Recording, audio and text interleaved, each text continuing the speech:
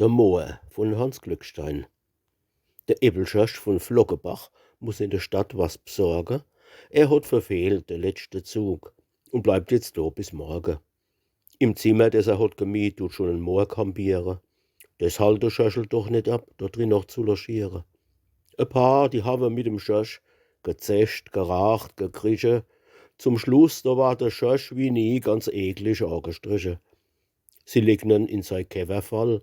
Er kann sich kaum mehr rühren und voller Arglicht tun sie dann mit Stiefelwachs verschmieren. Am anderen Morgen wacht er auf. Da schlagt die Uhr grad 10. Um 10:10 Uhr, da soll sein Zug noch am Heimatdörfchen gehen. Er zieht sich voller Eifer an, springt an die Bahn wie besessen. Er hat sich in der großen Eil zu Wäsche noch vergessen. Und wie er an den Bahnhof kommt, da guckt er in den Spiegel. Er sieht, dass er wie ein Neger ist, so schwarz als wie ein Igel. Er war im Dunst ein bissel noch und schänt. Das sind ja Bosse. Jetzt haben sie den Mohr geweckt und mich noch schlafen lassen.